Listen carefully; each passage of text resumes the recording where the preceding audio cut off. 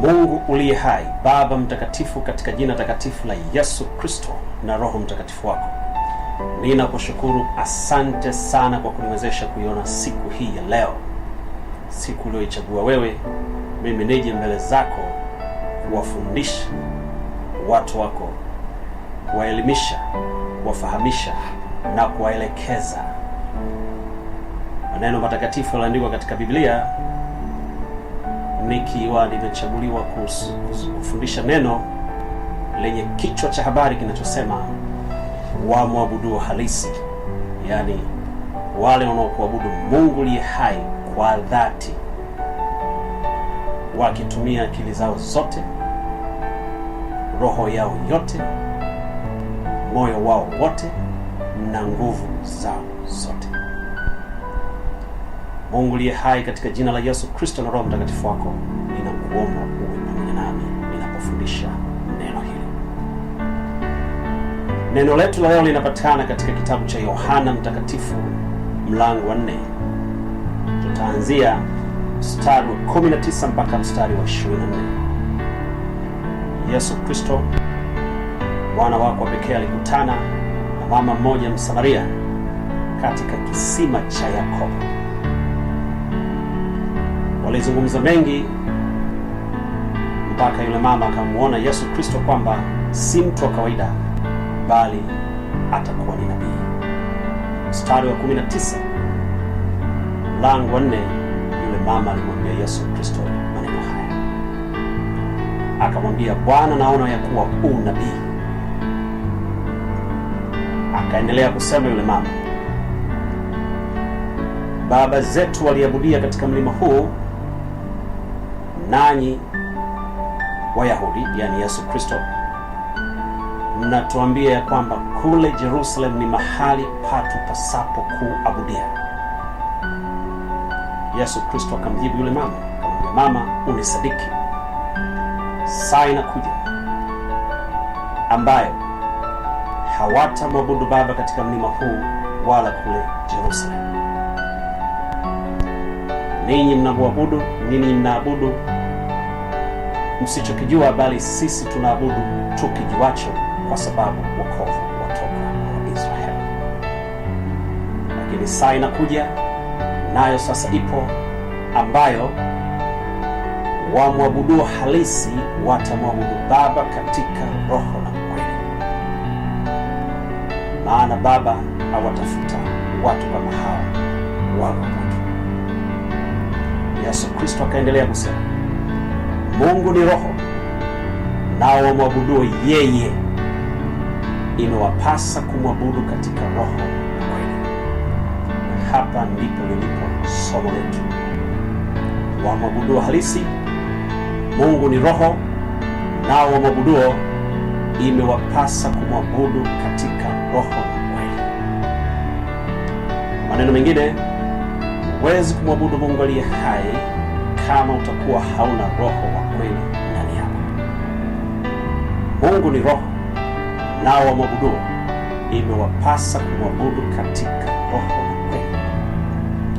Lakini tukumbuke, huko mwanzoni kulikuwa kuna mazungumzo mazuri tu kati ya Yesu Kristo na huyu mama Msamaria. Yesu Kristo alitangulia mazungumzo ambayo Yesu Kristo alimueleza huyu mama Msamaria tabia yake ya undani.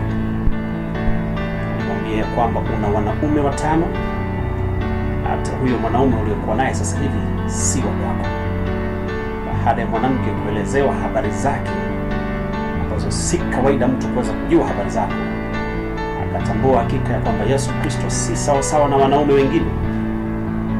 Pale alimwambia, Bwana, naomba ya kwamba katika mazungumzo ya huyu mama akamwambia Yesu Kristo ya kwamba sisi tumeambiwa na baba zetu tutaabudu katika mlima huu, na nyinyi mnatuambia Jerusalem ndipo mahali patupasapo kuabudia. Yesu akamwambia, mama, unisadiki, saa inakuja ambayo hawatamwabudu Baba katika mlima huu wala kule Jerusalem. Kwa chini anamwambia huyu mama, Mungu ni roho, nao wamwabuduo inawapasa kumwabudu katika roho na kweli. Maana yake ni kwamba Mungu anaabudiwa ndani, ni roho kwa roho, wala Mungu hapatikani katika eneo lolote.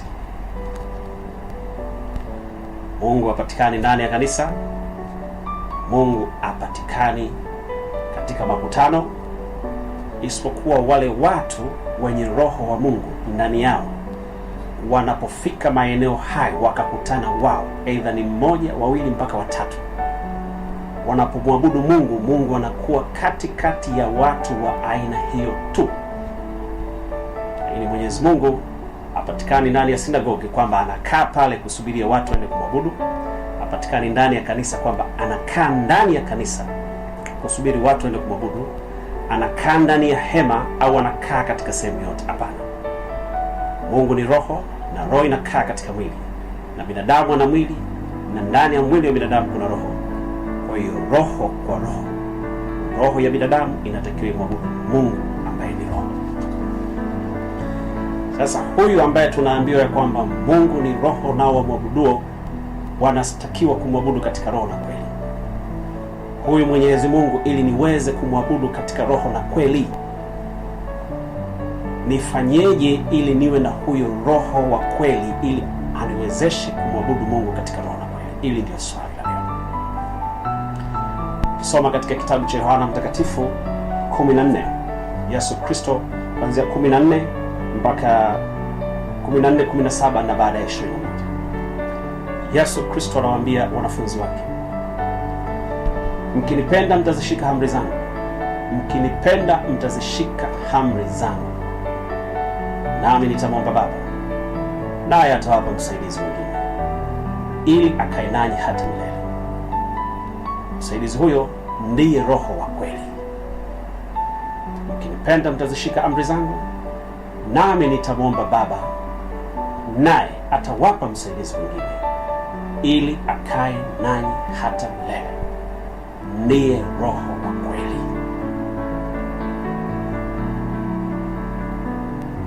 Na mstari wa 21 ili tuweze kukazia hapo kabla tuweze kusonga mbele, unasema hivi: yeye aliye na amri zangu na kuzishika, yeye ndiye anipendaye, naye anipendaye atapendwa na Baba yangu, nami nitampenda na kujidhihirisha kwake. Hiyo ni Yohana Mtakatifu 14, 16 na 17 pamoja na 21. Hapa unaweza kuona ya kwamba Roho Mtakatifu au Roho wa kweli, yule ambaye imekwisha semwa na Yesu Kristo ya kwamba ndiye anayetakiwa kutumika ili uweze kumwabudu Mungu katika roho na kweli, utaona kwamba hapatikani hivi hivi, anapatikana kwa sharti la kumpenda Yesu Kristo kwanza. Unatakiwa umpende Yesu Kristo kwa kuzishika amri zake zote 10 na kuzitenda, ili yeye Yesu Kristo aweze kukuombea kwa Baba yake. Baba yake ndiye anayekupa huyo Roho wa kweli atakayekaa na wewe hata milele. Huyo Roho wa kweli akiwa ndani yako ndiye anayetumika kumwabudu Mungu katika roho na kweli.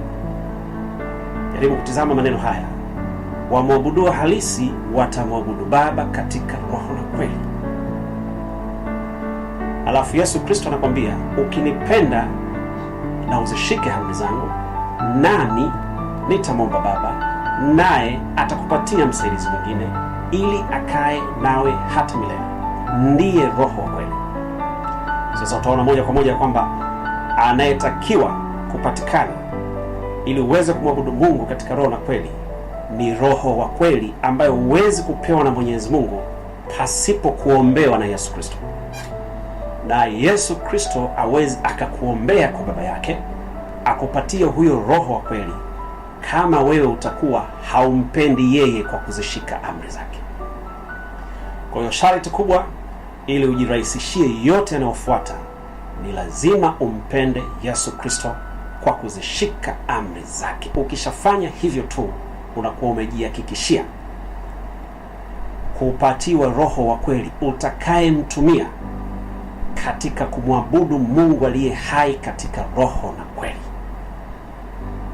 Kwa hiyo kama wewe katika kuishi kwako huwa unajiona ya kwamba unamwabudu Mungu katika roho na kweli, lakini wewe binafsi ukijipeleleza unaona ya kwamba haujazishika amri zote 10 na kuzitenda, tambua kuanzia leo wewe sio mwabudu halisi.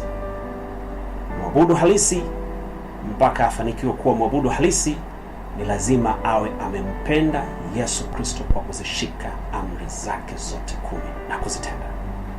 Huyo ndio tunamwita mwabudu halisi. Ikiwa haujazishika amri 10 za Yesu Kristo na kuzitenda, wewe hauna haki ya kuitwa mwabudu halisi.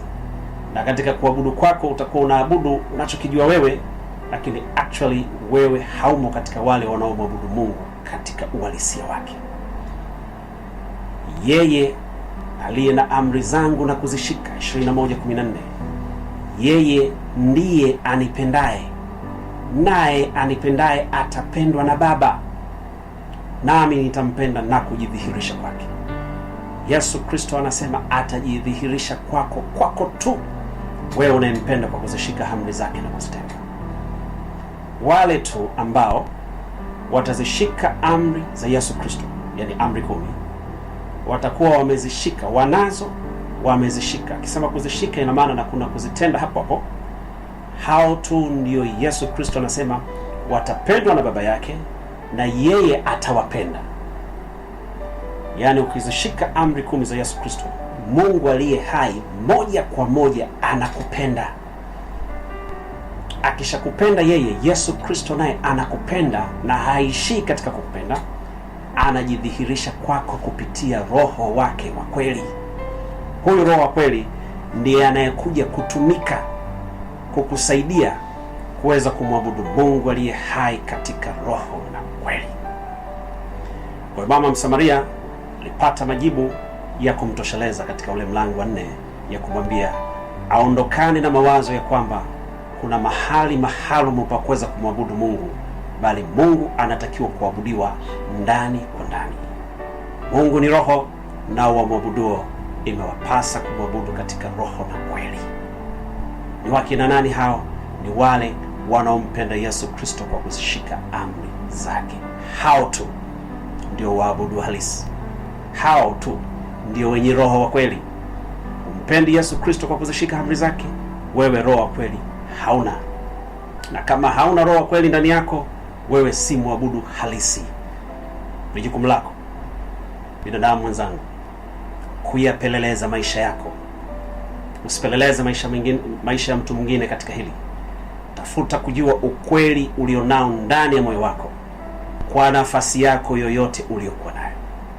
Ukiwa ni mtu wa kawaida, ikiwa ni mtumishi unayejifahamu kwamba unaitwa mtumishi wa Mungu, maana yake kuna majina mengi. Kuna mitume, kuna manabii, kuna wachungaji, kuna wainjilisti, kuna mapadri, kuna maaskofu. Hili liko wazi na halina upendeleo kwa cheo chochote.